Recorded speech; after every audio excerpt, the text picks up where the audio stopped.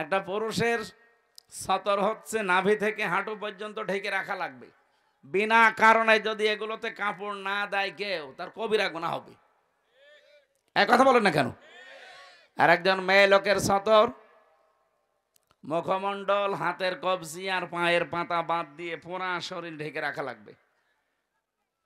কেউ যদি এই তিনটা জায়গা বাকি রেখে অন্য কোনো জায়গায়ও কাপড় না দেয়, আর মাথায় কাপড় দেয়নি, স্বামী বাদে পৃথিবীর অন্য কেউ দেখলো, আপনার কবিরা গুনাহ হবে। তাহলে মেয়েদের সতর কতটুকু? হানাফি মাযহাব অনুযায়ী মুখমণ্ডল, হাতের কবজি আর পায়ের পাতা বাদ দিয়ে পুরা শরীর ঢেকে রাখা লাগবে। পুরুষের সতর যদি নাভি থেকে হাঁটু পর্যন্ত ঢেকে রাখে, তাহলে তার ফরজ আদায় হয়ে যাবে। বাকি শরীরে কাপড় চোপড় না থাকলেও অসুবিধা নেই, তারপরও খালি গায়ে থাকা ঠিক না জনসম্মুখে। আমি কথা বোঝাতে পেরেছি? মেয়েরা যারা আশপাশে বিভিন্ন জায়গায় এসেছেন, সম্মানিত মা বোনেরা, পোশাক এটা কিন্তু গুরুত্বপূর্ণ একটা পাঠ। আল্লাহ রাব্বুল আলামিন কোরআনে কারিমে পোশাকের ব্যাপারে তিনি কথা দিয়েছেন, লেবাস তাকওয়া দিয়েছেন। যেন মেয়েদের লেবাস পোশাক যেটা তাকওয়ার, ওইটা হচ্ছে সালোয়ার কামিজ। আপনারা যারা স্বামী আছেন, বড় ভাই আছেন, বাবা আছেন, যারা বানিয়ে দেন, সালোয়ার কামিজ বানিয়ে দিলে এটা সর্বোত্তম পোশাক। আপনি মদিনার মিউজিয়ামে যেয়ে দেখবেন, ওখানে এখনো হযরতে ফাতেমাতুজ জোহরার একটা পোশাক আছে। ওইটা কিনা আমি জানি না, কিন্তু একটা সিস্টেম আছে টাঙানো, এই হাত পর্যন্ত হাতা, পা পর্যন্ত লম্বা। মেয়েরা যারা এসেছেন, আপনার স্বামীকে, আপনার বাবাকে বলবেন যে সালোয়ার কামিজ বানিয়ে দিন। সে যে বয়সেরই হোক, অসুবিধা নেই। এ 10 বছর হলেই কি আর 70-80 বছর হলেই কি, কোনো অসুবিধা নেই। শাড়ি পরে পর্দা আদায় হয় না, নামাজও হয় না। কারণ মাথায় শাড়ি দিয়ে যদি কেউ নামাজ পড়তে যায়, আর একবার যদি পড়ে যায় কাপড়, সেজদা দিতে গিয়ে চুল বেরিয়ে যায়, আপনার ফরজ নামাজ শেষ। আমি কথা বোঝাতে পারলাম? সুতরাং এমন পোশাক পরা লাগবে যেন নামাজের সময়ও কাজে লাগে, বাইরে হঠাৎ কোনো পরপুরুষের সামনে পড়ে গেলেও যেন পর্দার মতো ফরজ বিধান লঙ্ঘন না হয়। হ্যাঁ, মুখমণ্ডল, হাতের কবজি, পায়ের পাতা খোলা রাখা জায়েজ আছে, কিন্তু সর্বোত্তম পর্দা হচ্ছে এগুলোও ঢেকে রাখা, হাত মোজা, পা মোজা দিয়ে, যেটা আজিমাত বলা হয়। কিন্তু রুখসাত হিসাবে আপনার মুখমণ্ডল, হাতের কবজি, পায়ের পাতা এইগুলো খোলা রাখতে আপনার ছাড় দেওয়া আছে। এজন্য আশা করছি আমরা এখন থেকে সামনে মেয়েদেরকে, মাদেরকে, বোনদেরকে এরকম পোশাক বানিয়ে দেব। মারা, বোনরা, বউরাও আপনারা স্বামীকে এটা বলবেন যে আমার হাত পর্যন্ত হাতা দিয়ে বানিয়ে দেন, পা পর্যন্ত লম্বা, নিচে ছায়া থাকবে বা পায়জামা থাকবে, ভেতরে ব্লাউজ গায়ে দেওয়া লাগবে, ওপরে একটা ওড়না দেবেন, এমন সেলাই করে নেবেন দরকার হয় দর্জি দিয়ে, যেটা শুধু মাথাটা আর মুখটা এতটুকু বেরিয়ে থাকবে, মুখটা পোড়াটা ঢেকে যাবে। এমন সিস্টেম পাওয়া যাচ্ছে এখন। পর্দার এই যে পোশাকটা, এটা কি আল্লাহ খেলা করার জন্য দিয়েছে? কত বড় গুরুত্বপূর্ণ জানেন? আর যে হাজারো জায়গায় জেনা হয়, পরকীয়া প্রেমে মানুষ লিপ্ত হয়, শুধুমাত্র এই পোশাক আশাক ঠিক না থাকার কারণে। গ্রাম অঞ্চলে হয়তো এসব নেই, হ্যাঁ, শরীর চলে না। এই যে ভাবির সাথে যারা পর্দা রক্ষা করে চলতে পারেন না, শালীর সাথে যারা পর্দা রক্ষা করে চলতে পারেন না, এখানে একটা কারণ আছে। মনে হচ্ছে নিজের লোক, এর আর কি, বলে দোলা ভাই আমার বড় ভাইয়ের মতো। কয়েকদিন পরে দেখা যাচ্ছে দোলা ভাইয়ের সাথে আল্লাহর রাস্তা চলে গেছে। এই জন্যে নবীজি বলেন, একজন পুরুষের জন্য 2 জন মহিলা পৃথিবীতে সব চাইতে ভয়ঙ্কর। একজন হচ্ছে তার শালী, 2 নাম্বার তার ভাবি। আল্লাহ এই 2টা থেকে আমাদের ইমান বাঁচানো খুব দরকার। যেহেতু এখানে কিছু মনে করি না, তো আমরা কখন যে আমাদের ইমান চলে যায় আমরা টেরও পাই না। এই 2 জায়গায় পর্দা রক্ষা করা নফল না ফরজ? বলেন বলেন। আমি বেঁচে গেছি যে আমি এক বাপের এক ছেলে, আমার কোনো ভাবি নেই, আর আমি যারে বিয়ে করেছি আমার কোনো শালীও নেই। আলহামদুলিল্লাহ, যাক, 2টো জিনিস থেকে আল্লাহ আমারে বাঁচিয়েছে। একজন মহিলার জন্য 2 জন পুরুষ মানুষ সবচাইতে ভয়ঙ্কর এবং ইমান কেড়ে নেওয়ার মতো। একটা হচ্ছে তার দোলা ভাই, আর একটা হচ্ছে দেবর। দেখ আমারে আল্লাহ এদিক থেকেও বাঁচিয়েছে, আমি কারো দেবরও না দোলা ভাইও না, আমার তো নেই ম্যাডামই। আমার দোলা ভাই বলবে কে? ওই চাচা তো মামা তো খালা তো যারা আছে, ও চাচার সাথে কোনোদিন দেখাও হয় না, ও দোলা ভাই বলেও না। কয়েকটা শালা আছে, তারা দোলা ভাই বললো আমার অসুবিধা নেই। এই জন্য এই দুইটা জায়গা যেহেতু ভয়ঙ্কর, পুরুষের জন্য আমরা খুব খেয়াল করে থাকবেন। নবীজি বলেন এই দুইটা চারটা, দেবর, দোলা ভাই, শালি, ভাবি, একে অন্যের জন্য মৃত্যু। কি বলেন তো? মরণ দেখলে মানুষ যেভাবে ভয় করে চলি, এদের দেখলে ইমানের খাতির এরকম ভয় করে চলা লাগবে। আল্লাহ আমাকে সহ প্রত্যেককে এটার উপরে আমল করার তৌফিক দেন, বলেন আমিন। রমজানুল মোবারকে যেহেতু এক রাত, আমরা আজকে 1 ঘন্টা জেগে থাকবো। 11 মাসে 70 ঘন্টা জেগে রাখার সওয়াব আল্লাহ দান করবেন। এই যে এই সওয়াবটা কেন? রমজানুল মোবারক এটা কিন্তু 1500 বছর আগেও ছিল। তখন এরকম 70টা সওয়াব হতো? বলেন, হয়তো না। পৃথিবীতে এক একটা জিনিসের দাম বাড়ার পেছনে একটা জিনিস দায়ী থাকে বা কাজ করে। কাবা শরীফ আছে, এই জন্য মক্কার দাম বেশি। কি কথা বলেন না কেন? কাবা শরীফ যদি বাংলাদেশে হয়তো, বাংলাদেশেরও দাম বেড়ে যেত। মদিনায় নবীজির রওজা আছে, এ কারণে মদিনার দাম আল্লাহ বাড়িয়ে দিয়েছেন। এখানে যারা হজ করেছে বা করবেন, আমরা জানি মদিনায় কিন্তু যাওয়া লাগে না হজে, মানে হজে যাওয়ার জন্য মদিনায় যাওয়া শর্তও না। যে কয়টা কাজ আছে হজের সব মক্কায় শেষ। বুঝতেছেন? মদিনায় যাওয়া লাগে না।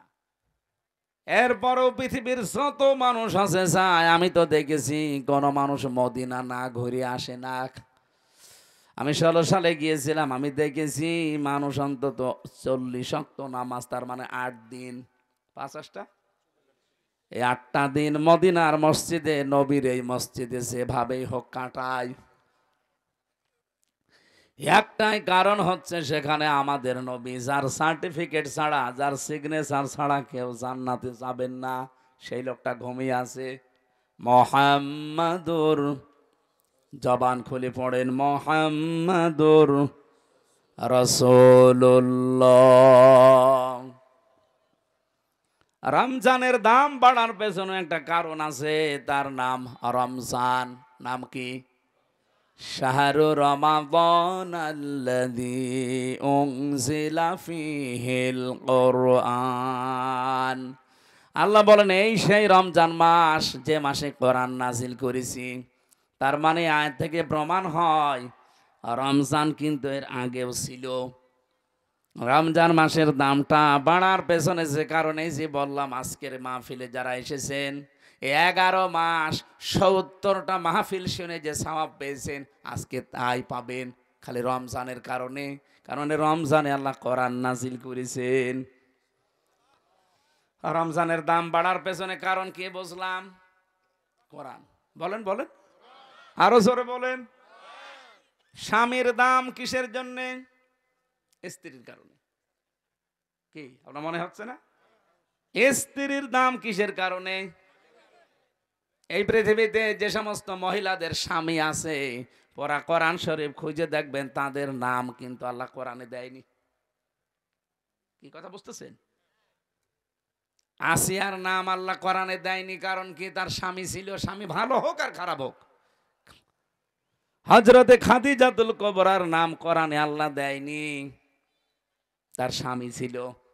হযরতে আয়েশার নাম কোরআনে আল্লাহ দেয়নি, তার স্বামী ছিল। উম্মে জামিলের নাম কোরআনে আল্লাহ দেয়নি, তার স্বামী ছিল।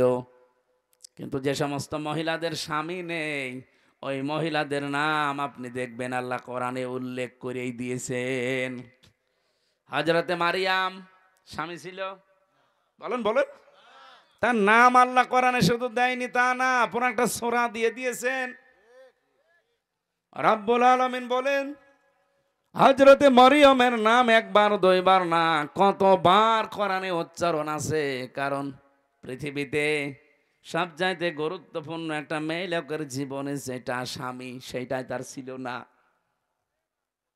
মা বোনেরা বিভিন্ন জায়গায় যারা বসে আছেন, স্বামী যাদের নেই তারা কিন্তু টের পাচ্ছেন যে কি জিনিস হারিয়েছি। আর আমরা তো এই সমাজে দেখতে পাই যাদের স্বামী নেই, কত মানুষ তাদের দিকে বিভিন্ন নজরে তাকায়। তারা যে কত অসহায়, কত রকমের উলটপালট কথা শোনা লাগে এই সমাজে। রাস্তা দিয়ে হেঁটে গেলেও একটা মানুষ আশেপাশে মন্তব্য করে যে ওই যে যাচ্ছে, ওর বাংলায় বললাম না আমি, বলে না? এই জন্য স্বামী যাদের আছে কদর করবেন, সম্মান করবেন। বিশ্ব নবী জানিয়েছেন, কোন স্ত্রী যদি অবস্থায় মারা যেতে পারে যে তার স্বামী তার উপরে রাজি ছিল, আল্লাহ পাক পেছনে কিছুই দেখবেন না, তারে মাফ করে দেবেন। আরো জোরে বলেন সুবহানাল্লাহ।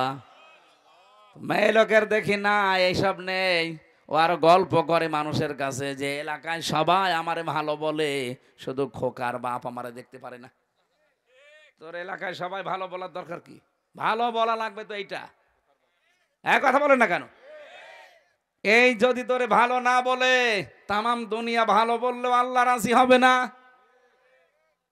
এই জন্য মেয়ে লোককে যদি মরে যায়, স্বামী যদি লাশের পাশে দাঁড়িয়ে বলতে পারে না আমার স্ত্রী কিন্তু সত্যি আমার মন মতো, আমি তার উপরে 100 ভাগ খুশি, আল্লাহর কসম ওই মেয়ে লোকের ছোটখাটো আমলগুলো আল্লাহ মাফ করে দিয়ে নিজেও খুশি হয়ে যাবেন। এখানে আমরা যারা স্বামী আছি, মন থেকে বলতে পারবেন যে আমার স্ত্রীর উপর আমি 100 ভাগ খুশি। এরকম স্বামী হাত তোলেন তো। এই আন্দাজে হাত তোলো। প্রতিদিন 2 বার করে ঝগড়া করে আবার হাত তোলো না? ওই রকম মহিলা আছে কম, রাজশাহী থাকতে পারে, এসব আল্লাহর ওলি। এখানে সম্মানিতা মা বোনেরা, আলহামদুলিল্লাহ আমি অন্যান্য জেলার তুলনায় আজকে 2জন স্বামী পেলাম। তারা হাত তুলেই জানিয়েছে যে আমার স্ত্রীর উপরে 100 ভাগ রাজি। আল্লাহ যেন ওই স্ত্রীর মতো আমাদের সবার স্ত্রীকে বানিয়ে দেয়। তাহলে আমি যেটা বলছিলাম, ময়দানে একজনের দাম বাড়ার পেছনে আর একটা জিনিস দায়ী বা তার পেছনে কাজ করে, হন্নালিবা সল্লাকুম ওয়া আনতুম লিবাসুল্লাহুন্না। স্বামী স্ত্রী একে অন্যের পোশাক। কি পোশাকের কাজ? কি পোশাকের প্রায় 27টা কাজ আছে। 1 নম্বরে পোশাকের কাজ হচ্ছে, পোশাক মানুষের লজ্জা স্থান ঢেকে রাখে।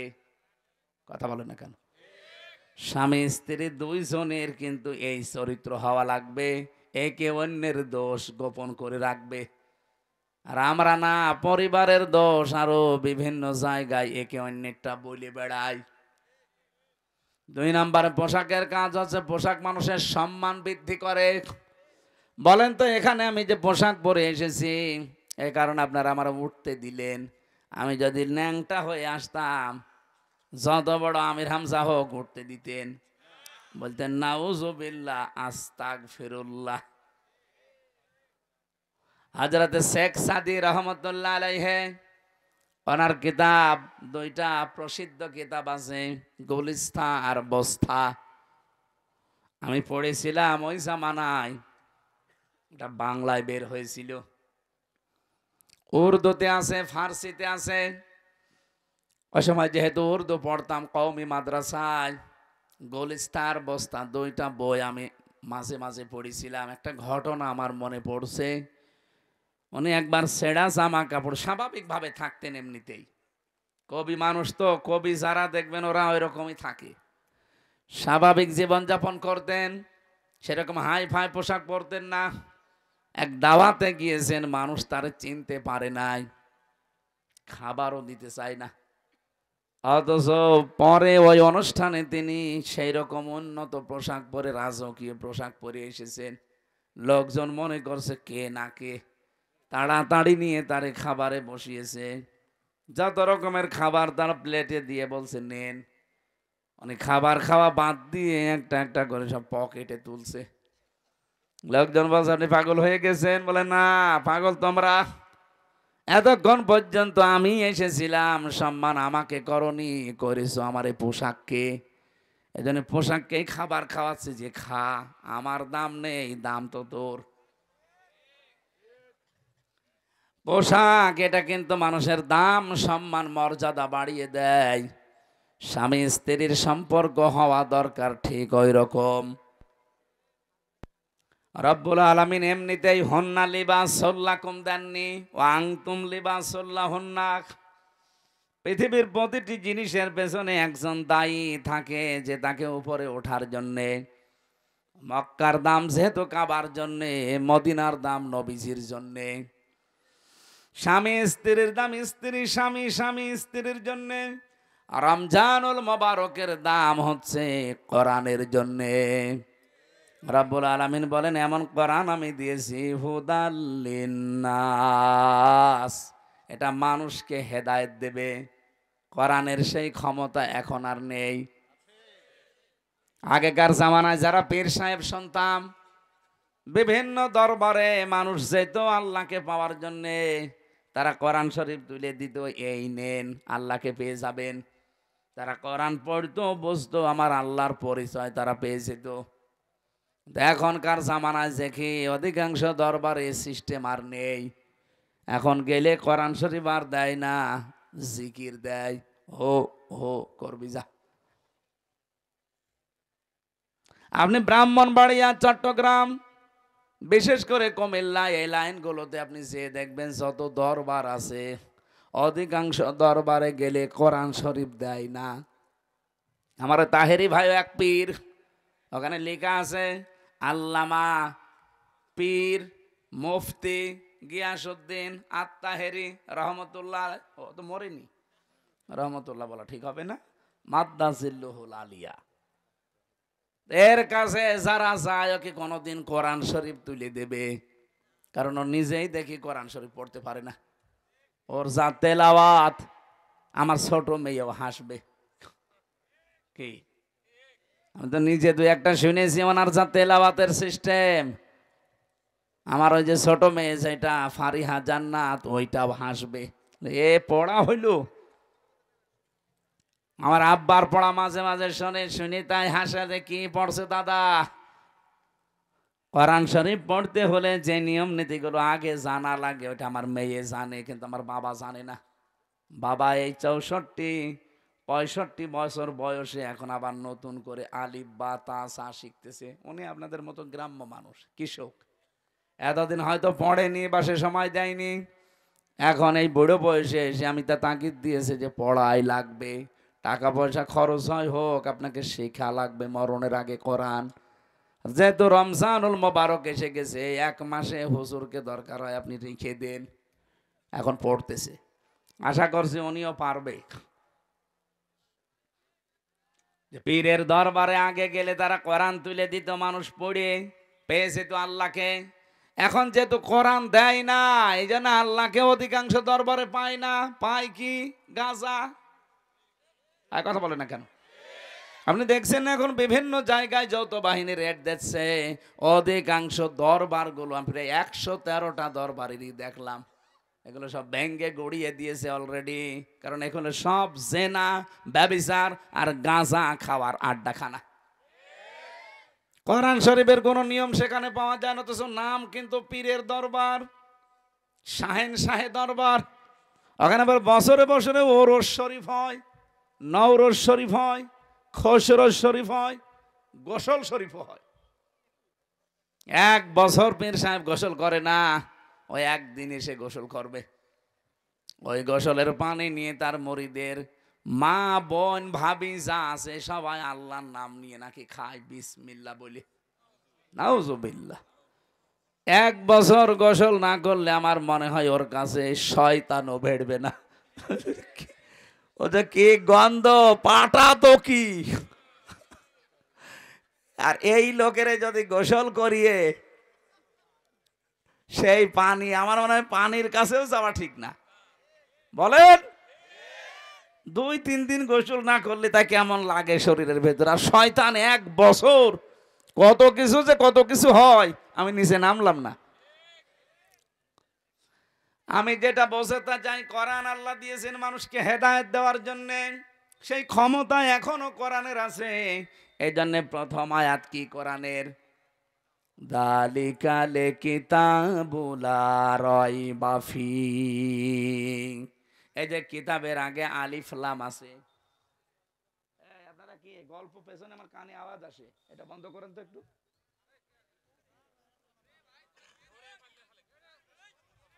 ওদের সামনে নিয়ে আসেন, ওদের সামনে নিয়ে আসেন।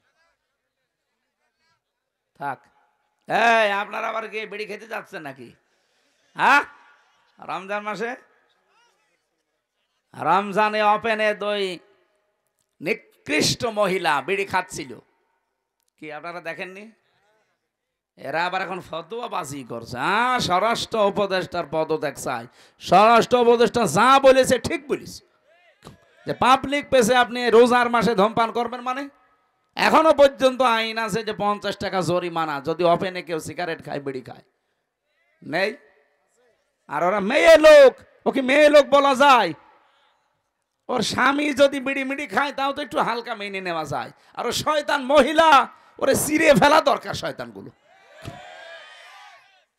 আবার সোশ্যাল নাম নিয়েছে, এগুলো বাংলাদেশের জন্য ক্যান্সার। আমরা স্বরাষ্ট্র উপদেষ্টা যিনি আছেন জাহাঙ্গীর আলম ভাইকে ধন্যবাদ জানাই, যেরকম কড়া কথা বলেছেন আপনি, আলহামদুলিল্লাহ। আরো শক্ত হওয়া দরকার আপনার।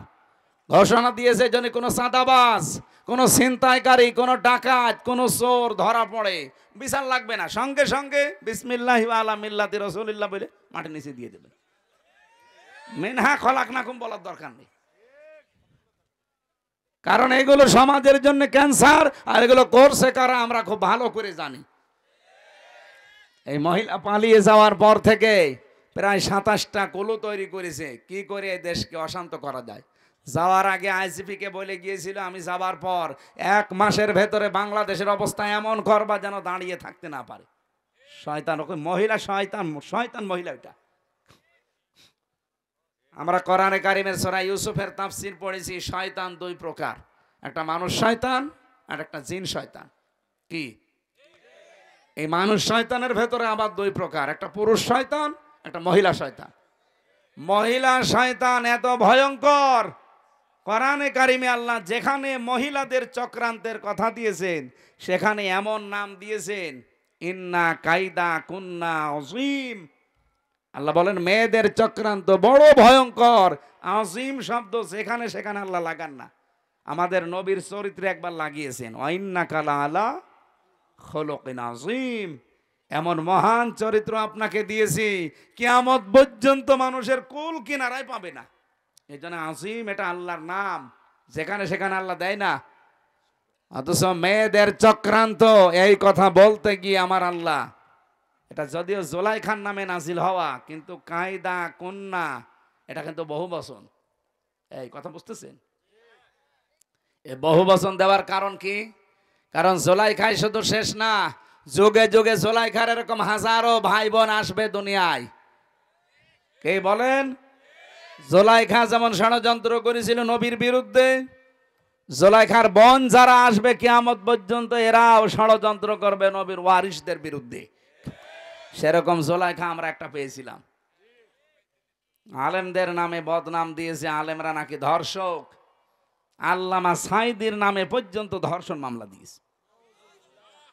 যেই মহিলাকে সাজিয়ে নিয়ে এসেছিল পিরোজপুর থেকে, যে বলবেন যে আমাকে ধর্ষণ করেছে, অ্যাডভোকেট তাজুল ইসলাম আদালতে জিজ্ঞাসাও করেছে যে ওই মেয়ে, আপনাকে কি মাওলানা সাইদি ধর্ষণ করেছে? বলছে জি হ্যাঁ। আপনার ওই সময় বয়স কত ছিল? আপনি জন্ম তারিখ বলেন। বলছে 1975 সালে আমার জন্ম। ধর্ষিতা হয়েছেন কত সালে? 1971 সালে। অ্যাডভোকেট তাজুল ইসলাম বলেছিল যে মাননীয় আদালত তাড়াতাড়ি এই পয়েন্টটা লেখেন, এ মহিলার জন্ম 75-এ, ধর্ষিতা হয়েছে 71-এ, ওইটা কি রুহের জগতে? ওই দিনই মামলা ঢিসমিস হয়ে যাওয়ার কথা না? করবে কে? বানানো তো, সব বানানো, হাসিনার সব বানানো। বিচার ব্যবস্থাও বানানো, বিচারপতিও বানানো, প্রসিকিউটর বানানো, সাক্ষীও বানানো, বাদীও বানানো, সব বানানো, মহিলাও বানানো। নাই তো ৭৫ জন্ম নিয়ে ৭১ ধর্ষিতা হয়, ওটা হলে নাই রোহের জগতে হতে পারে, কিন্তু মামলাটা ঢিসমিস হয়নি, কারণ বিচারপতি যারে বানিয়ে রেখেছিল কালামানিক, ওর বিসি উড়িয়ে গেছে শয়তান, ওর বিসি উড়িয়ে দিয়েছে। সিলেটের মানুষেরা পালিয়ে যাচ্ছিল, আমার সামনে পড়লে আমি গোড়া থেকে কেটে দিতাম, শয়তান।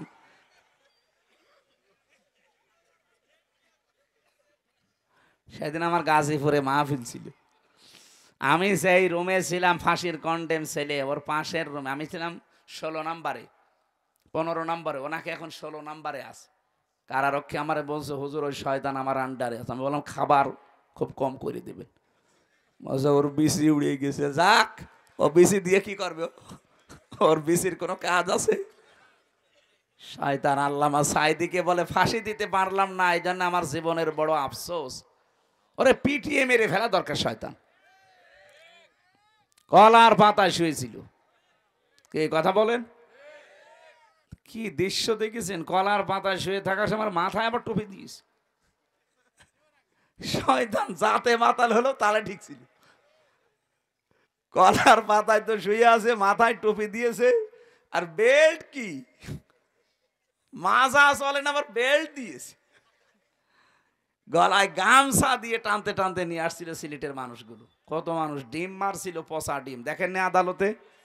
আল্লাহ বলেন আযাব মুহিন, এটা অপমানজনক শাস্তি। আলেমদের বিরুদ্ধে যত নিকৃষ্ট কাজ এই শয়তানগুলো তালিকা বানিয়েছিল, ১১৬ জন আলেমের, এরা নাকি ধর্ম ব্যবসায়ী, তার ভেতরে আমার নাম ১০ নম্বরে। সুবহানাল্লাহ, নাউজুবিল্লাহ। আমার ভাইরা, এই যে জালিকাল কিতাব লা রাইবা ফি, কিতাবের আগে কেন আলিফ লাম দিয়েছেন? বালাগাত মান্তেক যারা বোঝে, বিশেষ করে আরবি গ্রামারের কিছু নিয়ম আছে। আলিফ লাম যারা বুঝবে আলেমরা, দেখবেন ওখানে ৪ প্রকারের নিয়ম দেওয়া আছে। আলিফ লামে ইস্তিগরাকি, এটা গরকন মানে ডুবন্ত। গরকন শব্দের শাব্দিক অর্থ বলছিলাম, দেখি আপনাদের মেধা কেমন। গরকন মানে কি? হ্যাঁ, ডুবন্ত, হ্যাঁ, ডুবে যাওয়া।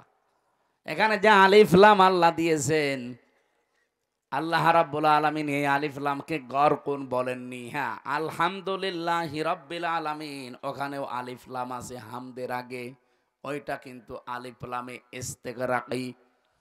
যত রকমের প্রশংসা আমি দুনিয়ায় করতে পারি, সব আমি আমার আল্লাহর জন্য নির্দিষ্ট করে দিলাম। এখানে যালিকাল কিতাব লা রাইবা ফি, কিতাবের আগে আলিফ লাম দেওয়ার আল্লাহর উদ্দেশ্য হচ্ছে, আমি তাফসিরে পড়েছি, এটা আল্লাহ রাব্বুল আলামিন বোঝাতে চেয়েছেন পৃথিবীতে একটাই মাত্র কিতাব আছে যেটা মানুষকে হেদায়েত দিতে পারে, তার নাম কোরআন। তার নাম কি? কোরআন ছাড়া হেদায়েত দেওয়ার কোনো কিতাব দুনিয়ায় নেই। আছে? এই জন্য আপনাকে কিছু পেতে হলে এর কাছে আসা লাগবে। বাজ্জিনাতিম মিনাল হুদা ওয়াল ফুরকান। রব্বুল আলামিন বলেন কোরআনে কারীম এমন স্পষ্ট দলিল আর প্রমাণ দিয়েছি যে মানুষ এখান থেকে পথ নির্দেশিকা পাবে।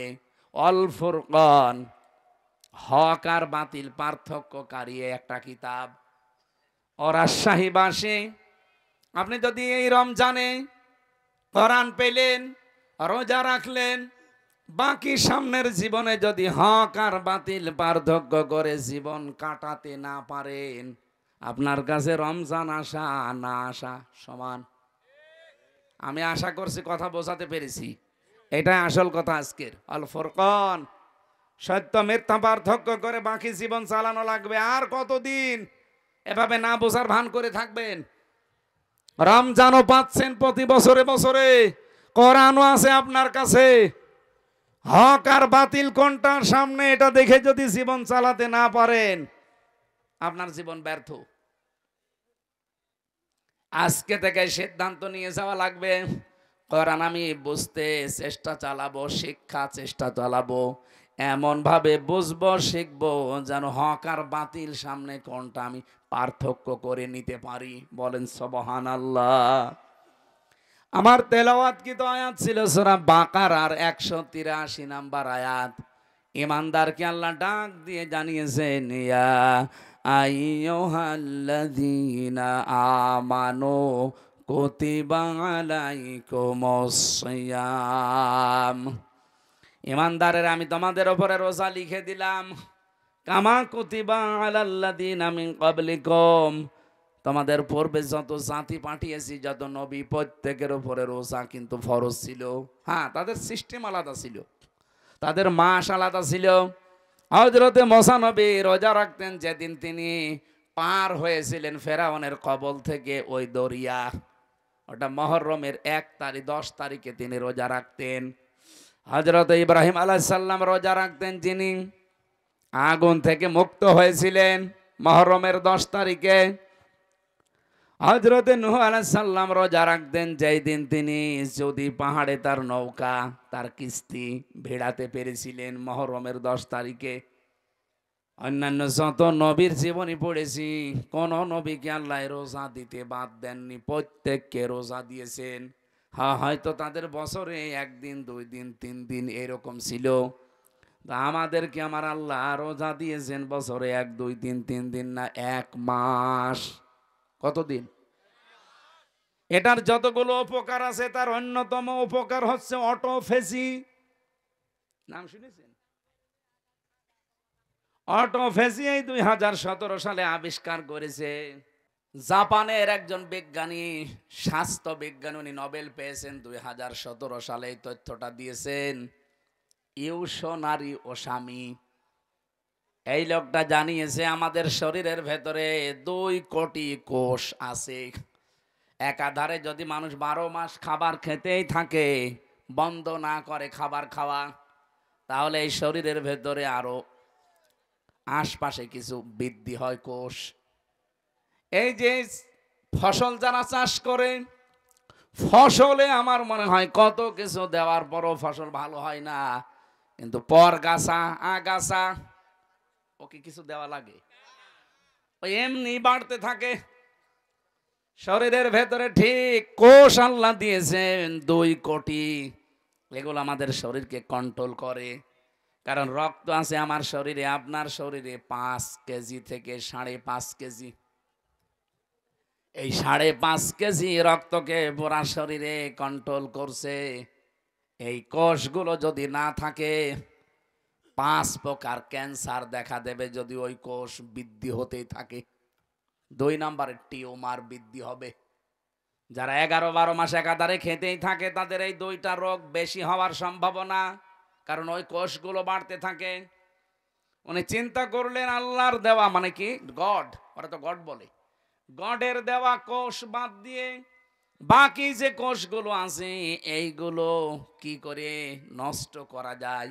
আগাছা নষ্ট করতে হলে যেমন গোড়া কেটে বাদ দেওয়া লাগে, কি নয়তো আবার ওখান থেকে জন্ম নেবে। আপনি সারও দেবেন না, মাটিও দেবেন না, ঔষধও দেবেন না, ওই এমনি জোর পেয়ে যায়, এমনি বাড়তে থাকে। আর আপনার ওই অতিরিক্ত ওই আগাছা পরগাছা কোষগুলো যদি বাড়তে থাকে, তাহলে আপনার শরীরের ভেতরে রক্তে 5 প্রকার ক্যান্সার হবে এবং টিউমার বাড়তে থাকবে। হয় টিউমারগুলো অনেকের ভেসে ওঠে, যে একটা ভেসে উঠিছে, হয়তো একটা ভেসে উঠবে কারোর ভেতরে চাপা থাকবে, ভেসে ওঠে না। টিউমার 2 প্রকার। চিন্তা করলেন এটা কি করে কমানো যায়। ওনার 13 বছর গবেষণার ফল, এমনিতে নোবেল দেয়নি, দিয়েছে এই কারণে। 13 বছর গবেষণা করে উনি জানিয়েছে কেউ যদি অন্তত 29-30 দিন 12-14 ঘন্টা দিনের বেলা না খেয়ে থাকতে পারে একাধারে, তাহলে আল্লাহর এই গডের দেওয়া কোষগুলো, আমরা কি বলবো গড না আল্লাহ? আল্লাহ। ও যা বলে বলুক, আল্লাহর দেওয়া এই সৃষ্টি কোষগুলো, ওরা যেহেতু আল্লাহকে বিশ্বাস করে না, ওরা বলছে গডের দেওয়া প্রাকৃতিক নিয়মে এমনি তৈরি হওয়া। আসলে কি সব এমনি তৈরি হয়? এর পেছনে একজন কারিগর আছে না? এই জন্য আমরা বলবো, একবারে বলেন তো কে, আরো জোরে বলেন কে। ওরা অন্য জাতির লোক, ওরা আল্লাহকে বিশ্বাস করে না, এই জন্য গড বলে চালায়, প্রাকৃতিক বলে চালায়। বলে প্রকৃতিগত ভাবে তৈরি হওয়া এই কোষগুলো তখন ক্ষুধার্ত হয়ে যায়, তখন ওই যে আগাছা পরগাছা অতিরিক্ত বেশি ওই কোষগুলো তখন খাওয়া আরম্ভ করে। 30 দিন একাধারে খেতে খেতে পুরা সাবাড় করে ফেলে, আপনাকে ওই আগের অবস্থায় আবার ফিরিয়ে দেয়। তখন ক্যান্সার থেকে, টিউমার থেকে আল্লাহ আপনাকে বাঁচিয়ে দেয়। আর ও লিখেছে যে আল্লাহ না, বাঁচিয়ে দেয় আপনাকে গড। আমি আবার বলছি, ও যা বলে বলুক, ওর তথ্যটা ঠিক আছে। ও গড বলুক আর প্রাকৃতিক বলুক, আমরা কি বলবো বলেন তো? আল্লাহ পাক 30টা রোজার দ্বারা এটা করেন। চিন্তা করলে এটা পাওয়া যাবে কোথায়? এই তথ্যটা পৃথিবীর কোন ধর্মগ্রন্থে আছে কিনা দেখি তো। 4,500 ধর্মগ্রন্থ আছে দুনিয়ায়। কত? 4,500। উল্লেখযোগ্য যেগুলো সেগুলো নিয়েছে। এই পৃথিবীতে সবচাইতে বেশি মানুষ বাস করে খ্রিস্টান ধর্মে। কোন ধর্মে? ওই যে ওরা বাইবেল পড়ে, দেখেন না, ত্রিপিটক পড়ে। এই পৃথিবীতে 2 নম্বরে বেশি মানুষ বাস করে ইসলাম ধর্মে। ওরা আছে 250 কোটি আর আমরা আছি 200 কোটি। যেভাবে মুসলমান আরম্ভ হয়েছে সারা বিশ্বে, বিশেষ করে ইংল্যান্ডে, আমেরিকায়, মুসলমান যেভাবে বৃদ্ধি হওয়া আরম্ভ হয়েছে, আমাদের চরিত্র, আমাদের অ্যাক্টিভিটিস, আমাদের যদি কাজকর্ম আরো উন্নত হতো সাহাবীদের মতো, মুসলমান আরো বেড়ে যেত। আমরা বাটপারি করি, সিটারি করি, প্রতারণা করি, এই জন্য ওরা মনে করে মুসলমান এই, ও ছাতা হওয়ার দরকার নেই। কিন্তু সাহাবীদের মতো যদি আমরা তাকওয়া অবলম্বন করতে পারতাম, চরিত্র বানাতে পারতাম, এই মানুষগুলো আমাদের দেখে দেখে মুসলমান আরো বেশি হয়ে যেত। 4,500 ধর্মীয় গ্রন্থগুলো একটা একটা করে মিলিয়েছে। কোন ধর্মীয় গ্রন্থ পাইনি যে এই তথ্যটা পাওয়া যাবে। শেষ পর্যন্ত মুসলমানদের ধর্মীয় গ্রন্থ কোরআনে কারিম, সূরা বাকারার আমি যে আয়াত পড়েছি 183 নাম্বার আয়াতের পরের আয়াত শেষের অংশে, সূরা 80 নাম্বার আয়াত, ওয়া আনতাসুমু খায়রুল লাকুম ইন কুনতুম তা'লামুন। বলেন আল্লাহু আকবার। রব্বুল আলামিন বলেন, তোমরা যদি রোজা রাখো তোমাদের জন্য ভালো হবে, এটাই তোমাদের কল্যাণ হবে। কি কল্যাণ হবে? উনি এখানে 27টা পয়েন্ট দিয়েছেন যে রোজা রাখলে এই এই কল্যাণ হয়। তার 1 নম্বরে আপনার ওই অতিরিক্ত পরগাছা, আগাছা, ওই কোষগুলো আসল কোষ ধ্বংস করে ফেলবে। যুগে যুগে আল্লাহ বিধানটা এমনি দেয়নি, এই কারণেই দিয়েছেন। তাহলে আমরা যদি রোজা রাখি, কত বড় মারাত্মক 2টা অসুখ থেকে আপনি বাঁচতে পারবেন, একটা ক্যান্সার আর একটা টিউমার। কি কথা বলেন না কেন? 2 নম্বরে রোজা রাখলে মানুষ সুস্থ থাকে। কঠোর পরিশ্রম যারা করে এরা আমার মনে হয় বাদ দিয়ে বাকি কারো রোজা ছাড়া ঠিক না। এমনিতে যারা দোকানে বসে আছেন, মাঠে ঘাটে কাজ, হ্যাঁ মাঠের কাজও কঠিন, কিন্তু তারপরেও যদি আপনি রোজা রাখতে পারেন, 1 মাস রোজা রাখার দ্বারা ওই অটোফেজির মাধ্যমে আপনার কোষগুলো ধ্বংস হবে এবং আপনাকে সুস্থ করার জন্য 11 মাস আপনাকে চালানোর জন্য রোজা কার্যকর ভূমিকা পালন করবে। রোজা এখন থেকে আর ছাড়া যাবে। কত মানুষ দোহাই দেয়, হুজুর আমার গ্যাস, আমি রাখতে পারি না, এটা একটা শয়তান। রোজা রাখলে তোর গ্যাস ভালো হবে। যারা বলে আমার ডায়াবেটিস, রোজা রাখলে সমস্যা, কে বলেছে আপনাকে? আপনার কি ডায়াবেটিস আমার চাইতে বেশি? জেলখানায় যে আমার ডায়াবেটিস 27, 37 পর্যন্ত চলে গিয়েছিল। এই জন্য রোজা রেখে 3 দিনে আমি এখন দেখছি যে না, আমি আরো ভালো আছি, ডায়াবেটিস আমার কন্ট্রোলে হয়ে গেছে। এই জন্য রোজা রাখলে বিজ্ঞানও প্রমাণ করছে, কেউ যদি 12-14 ঘন্টা দিনের বেলায় না খেয়ে থাকতে পারে, তার ডায়াবেটিসও কন্ট্রোল হয়ে যায়। আল্লাহ কি এমন যে এমন বিধান উনি দিয়েছে যেটা আমাদের শরীরের সাথে মানাবে না? না। চাষ করছে ভালো, আইলের কাছে গেলে ওর নাঙ্গলের মাথাও খারাপ, ওর মাথাও খারাপ, মানে এমন চিকন করে মনে হচ্ছে যে পুল সিরাত বানিয়ে ফেলেছে আইল। আরে ভাই আলটা একটু তো বড় করে রাখা দরকার, দুইজনে ছাড় দিয়ে যেন মানুষ একটা হেঁটে যেতে পারে, একটা সীমানা পিলার ওইটা জোর করে করে কাটতে কাটতে যদি চিকন বানিয়ে ফেলেন, যতটুকু বেশি করেছেন যদি এক বিগত হয়ে যায়, কিয়ামতে এরকম জমিন 7টা মাথার উপরে চাপিয়ে দেবে, তখন নেন কত লাগে। আমরা এখন থেকে সিদ্ধান্ত নেব খাদ্যে ভেজাল আজকে থেকে বন্ধ হবে। আর যারা এগুলো করছে এত কড়াকড়ি করা দরকার তাদের উপরে, কারণ তারা মানুষ হত্যা করার শামিল। হ্যাঁ, কথা বলেন না কেন? খাদ্যে ভেজাল দেওয়া, ফরমালিন দেওয়া, ঔষধ দেওয়া, এবং যারা পণ্যগুলো ক্রাইসিস করে তৈরি করে আটক করে রেখে এই রোজার মাস আসলে মানুষ এগুলো বেশি করে। আমি বিশ্বের অন্যান্য দেশের সাথে মিলালাম, তারা মুসলমানেরা রোজার মাস আসলে অন্য মাসে যদি 100 টাকা কেজি থাকে, রোজার মাস হলে 70 টাকা করে দেয়। আর এই দেশে যদি 70 থাকে, রোজার মাস হলে 100 টাকা করে দেয়। আপনার এত দরকার, লাভ ক্ষতি এইটার আসল মালিক কে? আরো জোরে বলেন না। আমরা তো এটা মনে করি না, তাহলে রোজার মাসে রোজাদারদের, আল্লাহরে বান্দা বান্দিদের কষ্ট দেওয়ার জন্য বাড়িয়ে দিতাম না।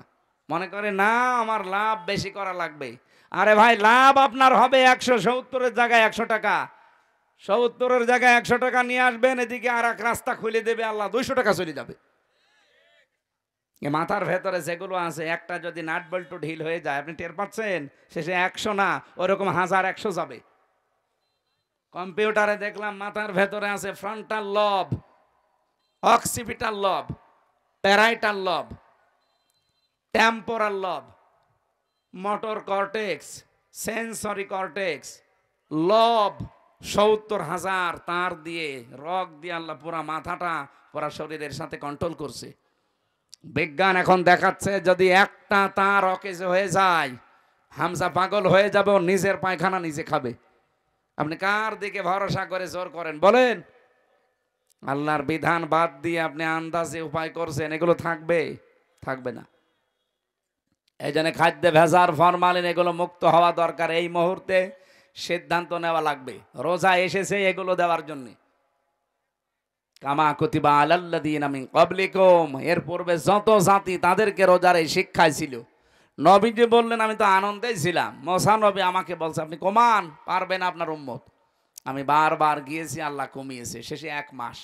মুসা নবী আবার বলছে যান, আবার কমান, না আমার লজ্জা করে, যা নিয়েছি এইটাই হোক। সঙ্গে সঙ্গে জিবরাইল এসে বলে হে রাসূল, আল্লাহ কিন্তু 1 মাসই রোজা লিখে দিয়েছিলেন। আল্লাহ যেটা লেখে ওইটা কি পরিবর্তন হয়? যেহেতু আপনার কনসিডারের কারণে আল্লাহ কমিয়ে দিয়েছে, কিন্তু পরিবর্তন হবে না। আপনার উম্মতদেরকে বলবেন ওরা যদি 1 মাস হক আদায় করে রোজা রাখতে পারে, মহান আল্লাহ তাদেরকে 6 মাস রোজা রাখার সওয়াব দিয়ে দেবেন। হাদিস, বিশ্ব নবী বলেন ওই লোকটার রোজায় আল্লাহর কোনো দরকার নেই যে লোকটা রোজা রেখেও মিথ্যা কথা ছাড়তে পারে না। এদেশে তো নেই। আমরা নিজেদেরকে এখন থেকে কন্ট্রোল করব, লাআল্লাকুম তাত্তাকুন, তাকওয়া যেন অর্জন হয়। রোজা রাখার দ্বারা যেটা আপনি দেখান আমার আল্লাহকে, অন্যান্য ইবাদতেও এইটাই দেখাবেন। আল্লাহ কম বেশি সবাইকে এই আয়াতের উপরে তাদের জীবন চালানোর তৌফিক যেন দান করেন, বলেন আমিন। এই বিধানটা মানতে গিয়ে কত কন্ট্রোল ভাবে মানুষ চলে। কেউ না দেখলে আল্লাহ দেখছে, এই ভয়ে কোনো হারাম জিনিস খেতেও চায় না। কি বলেন বলেন? অথচ এই মানুষটা বাকি 11 মাস বাবা শাহজালাল সব হালাল। না, এইভাবে চলতে হবে না। রোজার শিক্ষাটা আমাদের জীবনে যেন কাজে লাগে। কুতিবা আলাইকুম, কুতিবা শব্দ দিয়ে আল্লাহ যতগুলো আয়াত নাজিল করেছেন, কুতিবা আলাইকুমুল কিতাল, কুতিবা আলাইকুমুল কিসাস, কুতিবা আলাইকুমুস সিয়াম, প্রত্যেকেই ফরজ। আপনি শুধু সিয়াম ফরজ মনে করেন, অনেকে কিসাসকে ফরজ মনে করে না, বলে এটা দুনিয়ার কাজ, এটা খারাপ কাজ, এটা বড় বড় কাজ। এই জন্যই তো সুরঞ্জিত বাবু বলেছিল যে চুরি করলে হাত কেটে দাও, এই আইন হচ্ছে কোরআনে, এটা বড় বড় আইন। বলেন নাউজুবিল্লাহ। কুতিবা আলাইকুমুল কিতাল, তোমাদের উপরে যুদ্ধ জিহাদ আমি ফরজ করে দিলাম, লিখে দিলাম। এই কথা শুনলে অনেক মানুষ মনে করে এটা জঙ্গিবাদের কাজ। জিহাদকে যারা জঙ্গি মনে করে তারাই আসল জঙ্গি। আরে ভাই, জিহাদ হচ্ছে পৃথিবীর জঙ্গি নির্মূল করার জন্য। অন্যায় যেখানে জিহাদ সেখানে। বলেন তো চাঁদাবাজি করা অন্যায় কাজ না? এক কথা বলেন না কেন? সুতরাং চাঁদাবাজি যেখানে, প্রতিবাদ সেখানে, এইটার নামই জিহাদ। যেখানে যে অন্যায় হবে ওই জায়গায় দাঁড়িয়ে যাবেন। রোজার এই শিক্ষা এসেছে দেওয়ার জন্য 1 বছর পরে। আমরা যদি এই শিক্ষা নিয়ে বাকি 11 মাস সত্যি চালাতে পারি, আল্লাহর কসম এ দেশ আবার দাঁড়িয়ে যাবে। খালি রোজার শিক্ষায় যথেষ্ট, আর কিছু লাগবে না। 27টা বললাম না শিক্ষা আছে রোজার। 1 নাম্বার আমাদের শরীরের রোগ, 2টা গুরুত্বপূর্ণ থেকে আল্লাহ বাঁচাবে রোজার দ্বারা। 2 নাম্বারে বিপদে পড়লে এমন জায়গা থেকে আল্লাহ সাহায্য পাঠাবে আপনার ধারণাও নেই যে এখান থেকে সাহায্য আসতে পারে। এরকম প্রায় 9টা বিষয় আমি কোরআনে পড়েছি। এই জন্য আমরা রোজা রাখার দ্বারা এগুলো পেতে চাই। যেহেতু সামনে সেহরি, 11:30 বাজে, সামনে সেহরি আর তাহাজ্জুদের নামাজ আর মনে হয় 40 মিনিট পরে দাঁড়াবো। আর বলা ঠিক হবে না, আগামীতে আবার আসবো ইনশাআল্লাহ। আল্লাহুম্মা আমিন।